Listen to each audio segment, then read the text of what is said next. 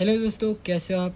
तो आज के इस वीडियो में हम देखने वाले हैं स्टैंडर्ड 10 ज्योग्राफी का चैप्टर नंबर 3, जिसका नाम है फिजियोग्राफी एंड ड्रेनेज। इसका हम लेक्चर नंबर 4 देखने वाले हैं।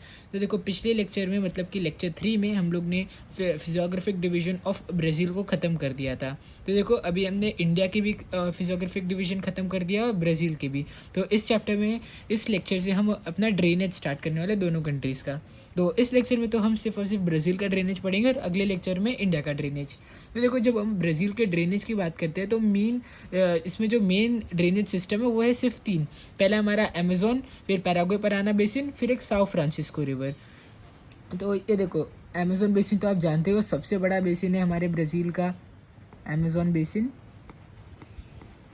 तो देखो, यहाँ पे मैंने अगर ये एक कॉलम बनाया है, यहाँ पे अगर आपको कोई भी डायग्राम के ऊपर बेस्ड कोई भी एक्सप्लेनेशन देना है तो मैं यहाँ पे डायग्राम ड्रॉ करूँगा और यहाँ पे लिखूँगा। तो देखो, सबसे पहले हमारा अमेज़न बेसिन जो भी ब्राज़ील के हमारे अगर क्लासीफाई हम करेंगे, फिर यहाँ पे हमारा आएगा पैराग्वे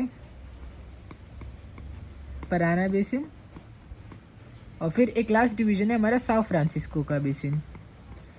साओ फ्रांसिस्को एक अकेला रिवर है, पर हम इसको क्यों इतनी ज़्यादा इम्पोर्टेंस देते हैं, क्योंकि इसी रिवर की वजह से ब्राज़ील में बहुत सारे लोगों को पानी मिलता है, तो इसीलिए ये रिवर भी बहुत ज़्यादा इंपॉर्टेंट हो जाता है। तो अगर मैं आपको मैप पे तीनों रिवर्स दिखाऊँ तो वो कुछ ऐसे आपको दिखेंगे। तो देखो देखो, सबसे पहले अगर आप अमेज़न रिवर देखोगे तो ये यहाँ से पेरू, ये जो कंट्री है इसका नाम है पेरू। ये ब्राज़ील की एक नेबरिंग कंट्री है, PERU। तो ये यहाँ से ओरिजिनेट होता है अमेज़न रिवर, और ऐसे जाते जाते जाते जाते यहाँ पे नॉर्थ अटलांटिक ओशन के अंदर मिल जाता है, मतलब ड्रेन हो जाता है। अगर कोई भी रिवर एक ओशन के अंदर जाके मिल जाए, हम लोग उसको बोलते हैं ये इस ओशन के अंदर जाके ड्रेन हो गया है। तो इसको हम बोलेंगे कि अमेज़न रिवर यहाँ से यहाँ तक जाके नॉर्थ अटलांटिक ओशन के अंदर ड्रेन हो गया। और अगर आपको मैं पैराग्वे पराना रिवर दिखाऊँ तो देखो, ये हमारा पराना रिवर जो कि यहाँ से ओरिजिनेट होता है और यहाँ पे अंदर ऐसे जाता है, यहाँ से नीचे नीचे ओके, ये यहाँ पे साउथ अटलांटिक ओशन में ड्रेन हो जाता है अर्जेंटीना में। ये हमारा उरुग्वे रिवर, ये हमारा पराना रिवर, और ये है हमारा पैराग्वे रिवर। तो इतनी बेसिन को हम बोलते हैं पैराग्वे पराना बेसिन। यहाँ पे एक पंपस बेसिन भी है, पर वो अभी आपको नहीं पढ़ना है। तो ये देखो, ये मैं जो हाईलाइट कर रहा हूँ ये हमारा पैराग्वे रिवर, ये पराना रिवर। तो ये इन रिवर्स का बेसिन। तो ये ऐसे इस डायरेक्शन में फ्लो होते हैं और सीधा यहाँ पे तीनों रिवर्स मिल जाते हैं, इस जंक्शन पे मिल जाते हैं, और यहाँ से ये ऐसे जाके साउथ अटलांटिक ओशन में मिल जाते हैं। और साओ फ्रांसिस्को रिवर देखो, ये भी सेम स्टेट से ओरिजिनेट होता है। देखो, जो स्टेट से ये ओरिजिनेट हुआ था पराना रिवर, सेम स्टेट से यही ओरिजिनेट होता है साओ फ्रांसिस्को रिवर। ये देखो, यहाँ पे दिया है साओ फ्रांसिस्को रिवर, ये जाके अटलांटिक ओशन में मीट कर देता है। तो अगर हम इसको ऐसे डिवाइड करें तो हम बोल सकते हैं कि ये साउथ अटलांटिक ओशन में मीट कर रहा है। पर अगर हम ऊपर से देखेंगे तो नॉर्थ अटलांटिक में भी ड्रेन हो रहा है। पर आपको इससे कन्फ्यूजन नहीं रखना है, आपको याद ही नहीं रखना है, आपको बस इतना याद रखना है कि ये साओ फ्रांसिस्को रिवर ऐसे जाता है और इधर ड्रेन हो जाता है। नॉर्थ अटलांटिक में होता है कि साउथ अटलांटिक में होता है, ये आपको नहीं देखना है, क्योंकि आपके एग्जाम में नहीं पूछेंगे। तो देखो, मैंने आपको तीनों रिवर बेसिन, पहला तो अमेज़न रिवर बेसिन, फिर साओ फ्रांसिस्को रिवर, और इस पैराग्वे पराना बेसिन में जो भी इंपॉर्टेंट रिवर है वो मैंने आपको मैप पे दिखा दी है। तो आपको भी ये टेक्स्ट बुक में मार्क कर लेना है, क्योंकि ये इंपॉर्टेंट रिवर्स है। और भी थोड़े बहुत इंपॉर्टेंट रिवर्स है जो आपको याद रखने हैं, वो है इटापेकेरू, पारानाइबा, फिर पैरागुआको। और अगर हम देखें तो इसके बाद कोई इंपॉर्टेंट रिवर्स नहीं है हमारे पास, सिर्फ इतने इंपॉर्टेंट रिवर्स है जो मैंने ऐसे सर्कल किए, इतना आपको याद रखना है। और एक ये रिवर भी आप याद कर लो, बस इससे ज़्यादा आपको कुछ याद नहीं करना है। कि मैप, अगर मैं आपको मैप में ये रिवर्स के नाम देके प्लॉट करने बोलूँ तो आपको इतने रिवर्स प्लॉट करने आने चाहिए बिना देखे। एकदम एक्यूरेट नहीं रहेगा तो चलेगा, आपको अप्रॉक्सीमेशन सिर्फ चाहिए। तो अभी हम अमेज़न रिवर की कैरेक्टरिस्टिक्स को पढ़ने वाले हैं। तो सबसे पहले कैरेक्टरिस्टिक दिया है कि Amazon river originates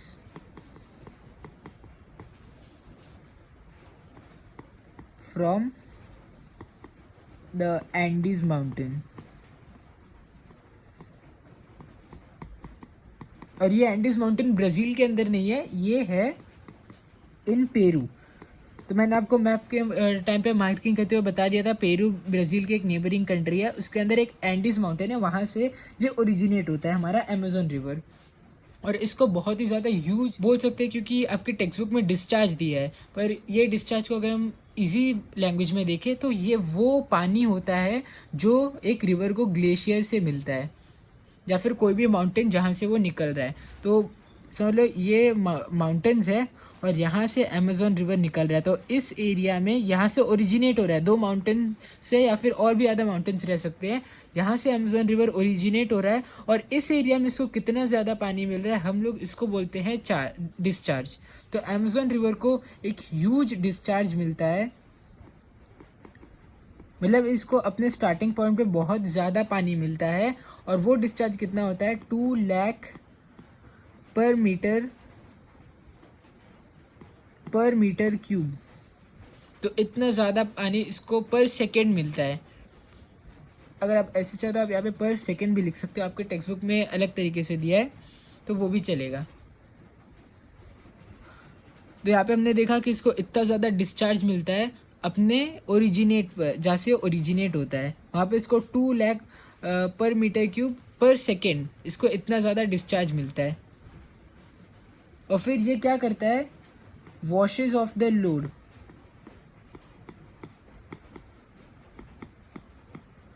of sediments. तो लोड ऑफ सेडिमेंट्स मतलब क्या, देखो जब ये रिवर ओरिजिनेट यहाँ से होता है तो उसे ढेर सारे सेडिमेंट्स मिलते हैं और इन्हीं सेडिमेंट्स को ये कहीं पे डिपॉजिट करके पानी के ऊपर एक लैंड का पीस बना देता है। आपने ये depositional work of reverse 9th में अच्छे से पढ़ा रहेगा, तो अगर आपको अच्छे से याद है तो आप इसको समझ सकते हो कि इसको जो सेडिमेंट का लोड मिलता है अपने जहाँ से ओरिजिनेट होता है, ये उसको बहा देता है, ये कहीं पे भी डिपॉजिट नहीं करता है क्योंकि इसकी स्पीड ही इतनी ज़्यादा है। अमेज़न रिवर बहुत ही ज़्यादा स्विफ्ट होता है, इसलिए हम यहाँ पे मछली भी नहीं पकड़ सकते क्योंकि इतना ज़्यादा तेज़ी से बहता है कि नेट में वो जो नेट रहता है उसके अंदर मछली आसानी से नहीं फंस सकती। तो इसीलिए क्या होता है कि जो इसके पास छोटे छोटे सेडिमेंट्स रहते हैं वो इन्हें कहीं पे भी डिपॉजिट नहीं करता है, ये सीधा जाता है नॉर्थ अटलांटिक ओशन में जाता है, उसके अंदर ये सीरीज़ ऑफ आइलैंड बनाता है क्योंकि वो ओशन के अंदर जाने के बाद तो इसको कोई भी ऑब्स्ट्रक्शन मिलेगा नहीं, तो ये सेडिमेंट को एक जगह डिपॉजिट ही करेगा। तो देखो आगे हम पढ़ने वाले हैं dense network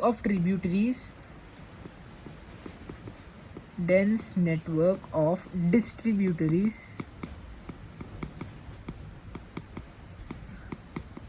is absent in Amazon river।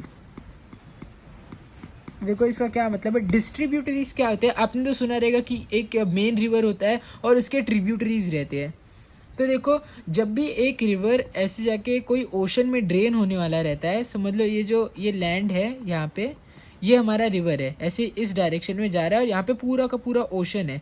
तो जब भी, अब इसको अच्छे से समझ लो कि ये लैंड है, जो मैं थोड़ा सा इतना मोटा बना रहा हूँ ये लैंड है और इतना पार्ट भी हमारा लैंड ही है और यहाँ पे हमारा ओशन है।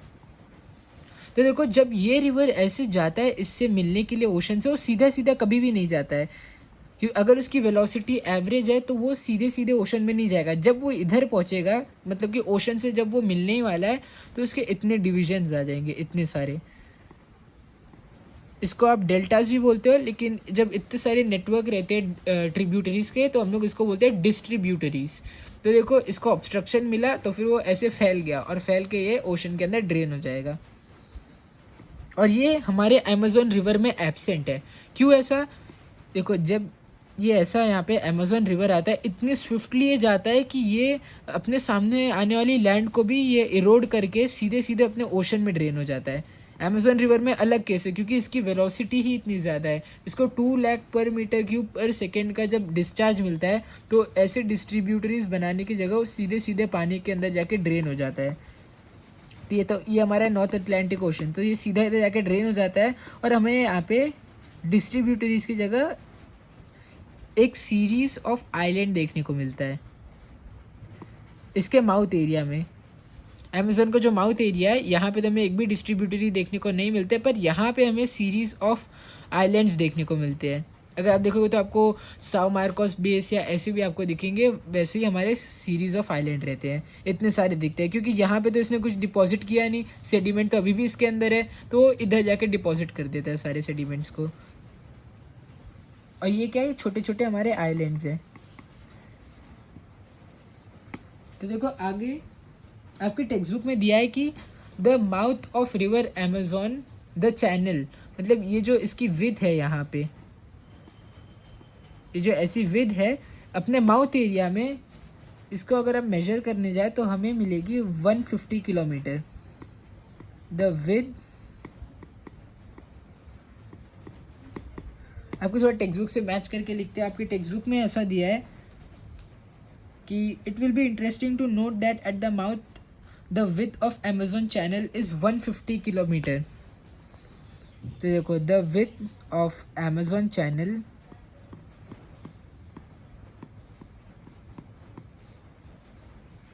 Eight mouth is 150 kilometre. तो ये देखो, ये जो हमारी विद है इसको हम 150 किलोमीटर के रेंज में मेजर करते हैं। तो देखो ये बहुत ज़्यादा होता है।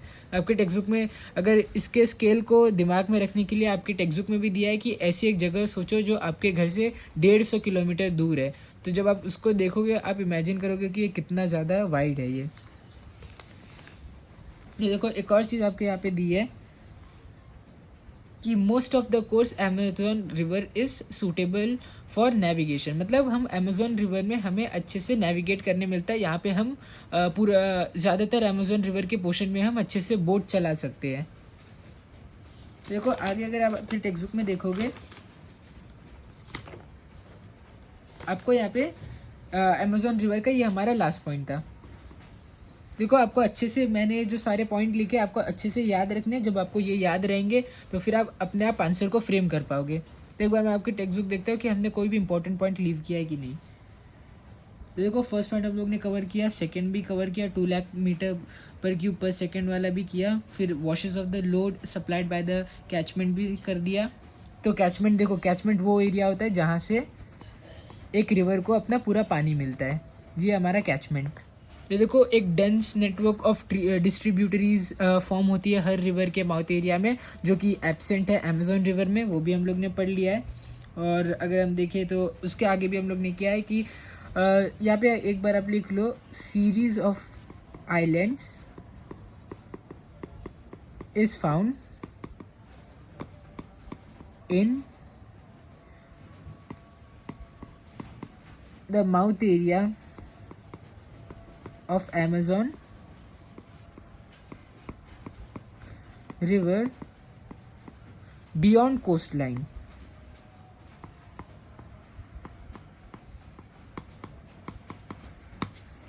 देखो ये भी हमारा एक इम्पॉर्टेंट पॉइंट हो गया।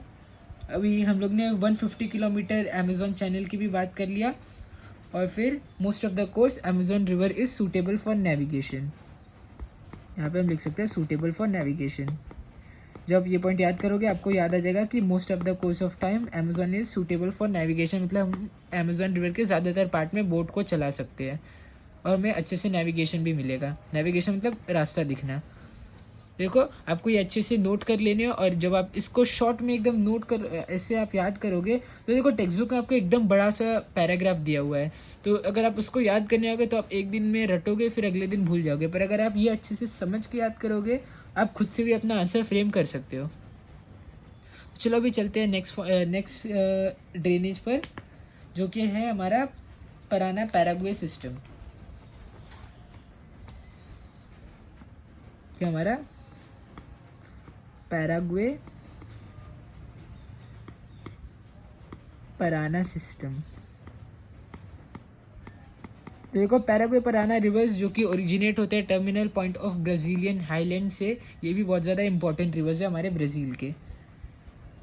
और देखो पहले क्या है, this 2 rivers are located in the south western part of Brazil. तो मैं ये आपको मैप पे दिखाता हूँ, ये देखो। तो ये अगर हम ब्राज़ील को ऐसे डिवाइड करें, जहाँ पे मैं एक छोटा सा बनाता हूँ, ये देखो। तो ये हमारा नॉर्थ ईस्टर्न पार्ट, ये हमारा नॉर्थ वेस्टर्न पार्ट, ये हमारा साउथ ईस्टर्न पार्ट, और ये हमारा साउथ वेस्टर्न पार्ट। तो अगर हम ब्राज़ील को भी ऐसे डिवाइड करें, हमें देखने को मिल रहा है कि ये जो 2 रिवर्स है पैराग्वे पराना रिवर्स, ये कहाँ से ओरिजिनेट हो रहे हैं, ब्राज़ील के साउथ ईस्टर्न पार्ट से ये ओरिजिनेट हो रहे हैं। देखो यहाँ पे दिख रहा है कि these two rivers are located in the south western part of Brazil. Both the rivers from the catchment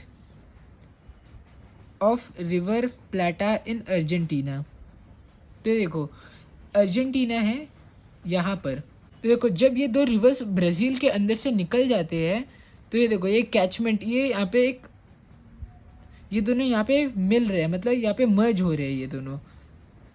तो यहाँ पे जो ब्राज़ील से ये निकल जाते हैं, ये यहाँ पे ओरिजिनेट होकर एक नया रिवर बनाते हैं जिसको हम बोलते हैं रिवर प्लाटा इन अर्जेंटीना। ये रिवर अर्जेंटीना में लोकेटेड है, उसका प्लाटा नाम है। तो ये लोग इसका कैचमेंट बना रहे हैं, मतलब ये पॉइंट से इसको पानी मिल रहा है इस रिवर को, तो हम लोग इसको क्या बोलेंगे, इसको हम कैचमेंट बोलेंगे। ये हम लोग ने पिछले स्लाइड में ही पढ़ा था। तो आगे दिया है कि these two rivers river Uruguay in extreme south of the highland collect their head water from the southern portion of Brazilian highland. तो ये जो ब्राज़ीलियन हाईलैंड है यहाँ पर इतना, ये सारे के सारे रिवर्स इसके सदर्न पार्ट से अपना सारा का सारा पानी ले रहे हैं। अगर आप पैराग्वे रिवर देखोगे, ये भी ब्राज़ीलियन हाईलैंड के सदर्न पार्ट में है और ये दोनों भी ब्राज़ीलियन हाईलैंड के सदर्न पार्ट में है। ये तीनों यहाँ से अपना पानी लेकर सीधा अर्जेंटीना में जाते हैं। ये रिवर प्लाटा बनाता है, उरुग्वे भी जाके यहाँ पे रिवर प्लाटा से मिल जाता है और फिर ये साउथ अटलांटिक ओशन में ड्रेन हो जाते हैं। देखो यहाँ पे हमने पराना सिस्टम की सारे के सारे इंपॉर्टेंट पॉइंट्स पढ़ लिए, अभी हम इसको नोट कर लेते हैं। देखो सबसे पहले क्या है, located, these rivers are located in south western part of Brazil. मैंने आपको मैप पे दिखाया कि ये साउथ वेस्टर्न पार्ट में कहाँ पर लाई करते हैं, south western part of Brazil. अभी आगे देखते हैं क्या दिया है कि they form catchment of river Plata in Argentina. तो अर्जेंटीना हमारी ब्राज़ील की एक नेबरिंग कंट्री है। देखो ये इतने बस आपको चीज़ें याद रखनी है, आपको ये पूरा का पूरा पैराग्राफ याद नहीं रखना है क्योंकि इस पैराग्राफ के ऊपर शॉर्ट नोट आपसे कभी नहीं पूछेंगे एग्ज़ाम में। अगर आपसे पूछेंगे तो अमेज़न रिवर का शॉर्ट नोट आपसे एग्ज़ाम में पूछ सकते हैं, तो इसके लिए आपको उसको अच्छे से याद रखना है। तो देखो ये हमारा सेकंड इंपॉर्टेंट पॉइंट था। अभी थर्ड इंपॉर्टेंट पॉइंट है कि these rivers along with river Uruguay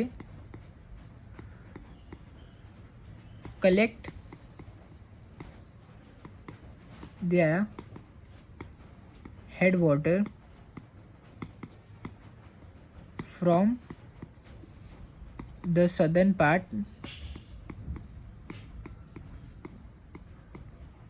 of Brazilian highlands.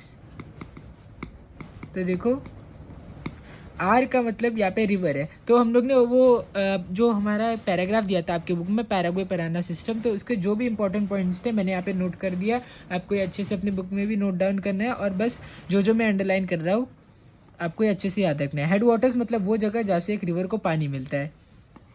तो देखो इतनी पे फर्स्ट पॉइंट में आपको क्या याद रखना है कि दे आर लोकेटेड, जो पैराग्वे पराना रिवर्स है और उरुग्वे रिवर भी ब्राज़ील के साउथ वेस्टर्न पार्ट में लोकेटेड है। ये they form the catchment of river Plata in Argentina. जो रिवर अर्जेंटीना में एक रिवर प्लाटा है उसका ये दोनों रिवर कैचमेंट बनाते हैं। और लास्ट है these rivers along with river Uruguay.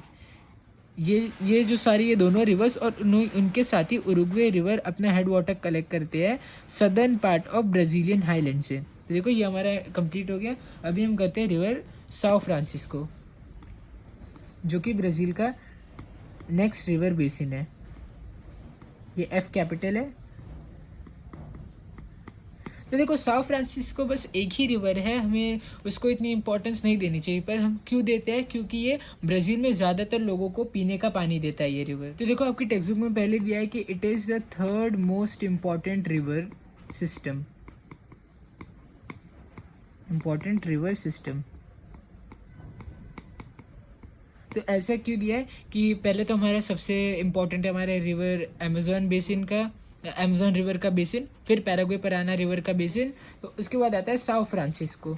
मैंने आपको रीज़न बताया क्योंकि ये बहुत ज़्यादा एरियाज़ को पानी देता है, इसके लिए हम इसको third most important river system बोलते हैं। तो इसके आगे यहाँ पे एक चीज़ दी हुई है इसके बारे में कि ये most of the eastern part of Brazilian highlands को ऑक्यूपाई करता है। Brazilian highlands is occupied by this river.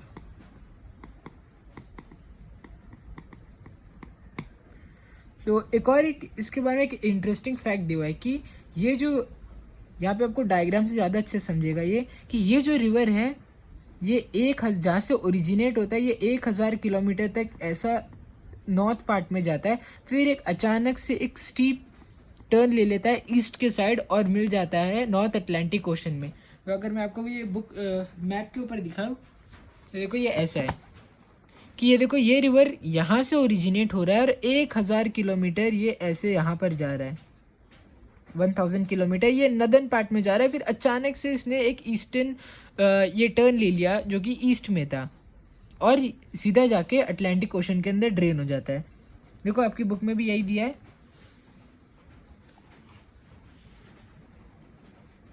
One 1000 kilometre तक ये जाता है हमारे नदर्न पार्ट में, फिर ये सीधे एक शार्प टर्न ले लेता है ईस्टवर्ड, फिर ये कहाँ चले जाता है हमारे अटलांटिक ओशन के अंदर। और फिर ये रिवर नेविगेबल, ये भी वैसे एक इतना इम्पोर्टेंट पॉइंट नहीं है पर तब भी आप नोट कर लो, नेविगेबल फॉर 250 किलोमीटर्स। सबसे ज़्यादा नेविगेबल कौन है? हमारा अमेजोन रिवर। देखो यहाँ पे हमारा साओ फ्रांसिस्को रिवर का पार्ट कंप्लीट हो गया। आपको बस इतना सा पार्ट यहाँ पे याद रखना है, तो यहाँ पे आपको कोई भी शॉर्ट नोट नहीं पूछने वाला है। अभी आगे हम आते हैं कोस्टल रिवर्स पर। तो देखो कोस्टल रिवर्स वैसे रिवर्स होते हैं जो कि, हाँ सॉरी, एक इम्पॉर्टेंट बात आपको और बतानी है साओ फ्रांसिस्को रिवर के बारे में, क्योंकि अगर मैंने आपको ये नहीं बताया तो आप जब रीड करोगे आपको कन्फ्यूजन हो सकता है। It is the only river basin which starts and ends in Brazil.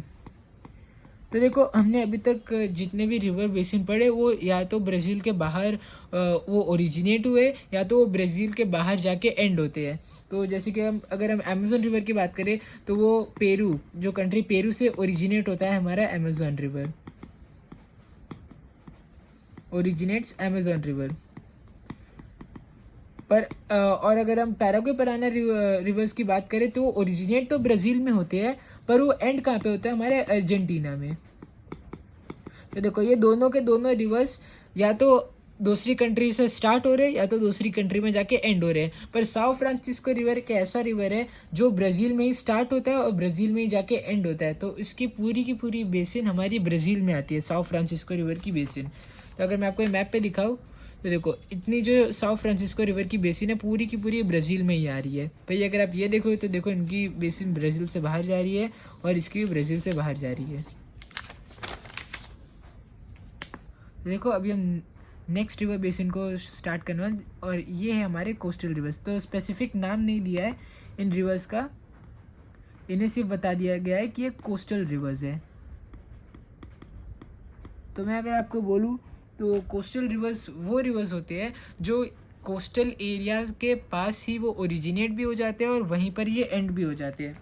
तो अगर मैं आपको मैप पे दिखाऊँ तो देखो ये हमारे कोस्टल रिवर्स, यहाँ पे मैंने जो सर्कल किया है, ये देखो ये रिवर इटापेकेरू, ये रिवर पैरानाइबा, ये रिवर पैरागुआको, ये हमारे कुछ इंपॉर्टेंट कोस्टल रिवर्स। ये इंपॉर्टेंट क्यों है? क्योंकि ये भी वही काम करते हैं जो साओ फ्रांसिस्को करता है, ये बहुत सारे लोगों को पानी देते हैं, तो इसके लिए बहुत ज़्यादा इंपॉर्टेंट रिवर्स भी हो जाते हैं। भले से ये बहुत ज़्यादा छोटे रिवर्स रहे, देखो ये सब कितने लंबे लंबे रिवर्स हैं, पर जो कोस्टल रिवर्स है वो छोटे हैं तो भी इनकी इंपॉर्टेंस ज़्यादा है क्योंकि ये सबको पानी देते हैं। तो अगर मैं ब्राज़ील में कोस्टल रिवर्स की बात करूँ तो हमें मेन में तीन रिवर्स देखने को मिलते हैं, जो कि है रिवर पैरानाइबा और रिवर इटापेकेरू और river पैरागुआको।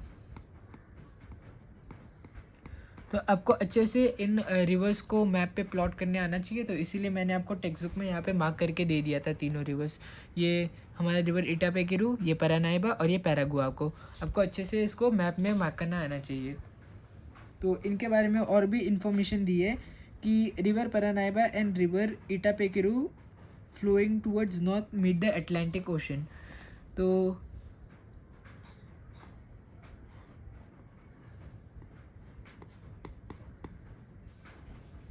flow northward to meet North Atlantic Ocean।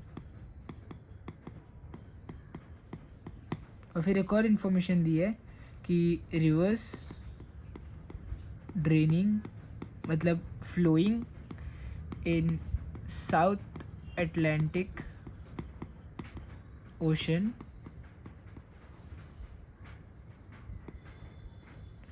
और फिर रिसीव their catchment